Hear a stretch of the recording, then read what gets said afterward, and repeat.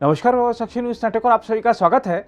सत्ताधारी राष्ट्रीय जनतांत्रिक गठबंधन की ओर से राष्ट्रपति पद की उम्मीदवार द्रौपदी मुर्मू ने शुक्रवार को प्रधानमंत्री नरेंद्र मोदी सहित बीजेपी और एनडीए घटकों के वरिष्ठ नेताओं तथा बीजेपी और एनडीए शासित राज्यों के मुख्यमंत्रियों की मौजूदगी में अपना नामांकन पत्र दाखिल कर दिया। प्रधानमंत्री मोदी ने संसद भवन परिसर स्थित राज्यसभा महासचिव के कार्यालय में निर्वाचन अधिकारी पीसी मोदी को द्रौपदी मुर्मू के नामांकन पत्र सौंपे। द्रौपदी मुर्मू के साथ नामांकन दाखिल करने के दौरान भाजपा के वरिष्ठ नेता अमित शाह, राजनाथ सिंह, जेपी नड्डा, कई राज्यों के मुख्यमंत्री और सहयोगी दलों के नेता मौजूद थे। बीजेपी नेताओं के अलावा वाईएसआर कांग्रेस के विजय साई रेड्डी, ओडिशा की बीजू जनता दल सरकार के 2 मंत्री और उसके नेता सस्मित पात्रा, अन्ना द्रमुक नेता ओ पनीरसेल्वम और थम्बीदुरई तथा जनता दल यूनाइटेड के राजीव रंजन सिंह भी मौजूद थे। नामांकन दाखिल करने से पहले द्रौपदी मुर्मू ने महात्मा गांधी, बी.आर. अम्बेडकर और बिरसा मुंडा की प्रतिमाओं पर पुष्पांजलि भी अर्पित की। नामांकन दाखिल करने के बाद द्रौपदी मुर्मू ने कांग्रेस की अंतरिम अध्यक्ष सोनिया गांधी, पश्चिम बंगाल की मुख्यमंत्री ममता बनर्जी और एनसीपी प्रमुख शरद पवार से फोन पर बात की और राष्ट्रपति चुनाव में अपने लिए उनकी पार्टी का समर्थन मांगा। ममता बनर्जी ने नामांकन दाखिल करने पर द्रौपदी मुर्मू को बधाई भी दी।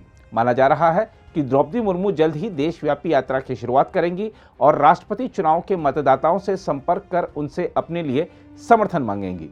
उधर केंद्र सरकार ने राष्ट्रपति पद के लिए विपक्ष के उम्मीदवार यशवंत सिन्हा को सीआरपीएफ के कमांडो की जेड श्रेणी की सुरक्षा मुहैया कराई है। केंद्रीय गृह मंत्रालय की ओर से सीआरपीएफ की वीआईपी सुरक्षा शाखा को यशवंत सिन्हा की सुरक्षा सुनिश्चित करने के निर्देश मिलने के बाद एक दस्ते ने सुरक्षा का जिम्मा संभाल लिया है। अधिकारियों ने कहा है कि यशवंत सिन्हा जब भी देश में कहीं आएंगे जाएंगे 8 से 10 सशस्त्र जवान उनकी सुरक्षा करेंगे। गौरतलब है कि एनडीए की राष्ट्रपति पद की उम्मीदवार द्रौपदी मुर्मू को भी जेड प्लस श्रेणी की सुरक्षा दी गई है। माना जा रहा है कि यशवंत सिन्हा 27 जून को अपना नामांकन पत्र दाखिल करेंगे, जिसके बाद वह अपने लिए वोट मांगने के लिए देश के विभिन्न हिस्सों का दौरा करेंगे। इस बीच यशवंत सिन्हा ने कहा है कि केंद्रीय मंत्री के रूप में उन्होंने अनुसूचित जनजातियों और अन्य वंचित वर्गों के लिए द्रौपदी मुर्मू से बहुत ज्यादा काम किया है।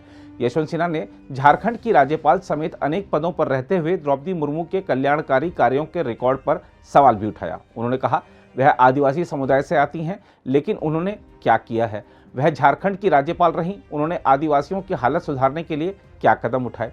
यशवंत सिन्हा ने कहा कि किसी समुदाय में जन्म लेने भर से आप खुद ब खुद समुदाय के पैरोकार नहीं बन जाते। उन्होंने कहा जब मैं वित्त मंत्री था तब लगातार 5 साल में पेश किए गए बजटों को देख लीजिए।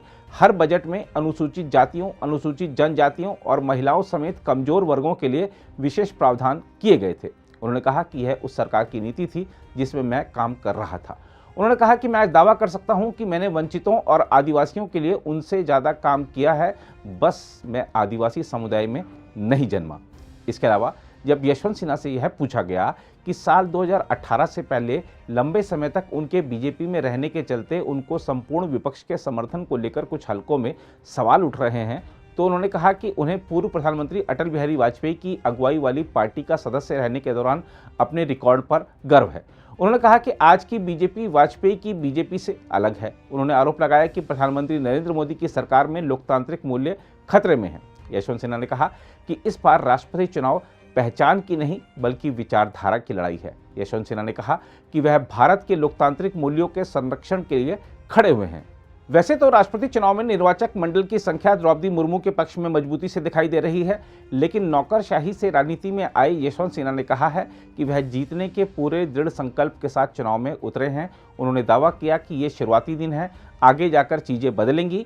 यशवंत सिन्हा ने कहा कि जब हमने चुनाव प्रचार शुरू किया था तो बीजेपी बहुमत से बहुत पीछे थी, मुकाबला खुला है, मैं मैदान में हूं और हम अच्छा मुकाबला करेंगे। उन्होंने कहा कि यदि राष्ट्रपति भवन में ऐसा व्यक्ति बैठा है जो बोलने का साहस नहीं करता तो कार्यपालिका नियंत्रण में नहीं रहेगी। बहरहाल अब देखना है कि यशवंत सिन्हा का अपनी जीत का यह विश्वास पूरा होता है या जो आंकड़े सामने दिख रहे हैं उसकी बदौलत द्रौपदी मुर्मू राष्ट्रपति चुनाव में जीत हासिल करती हैं।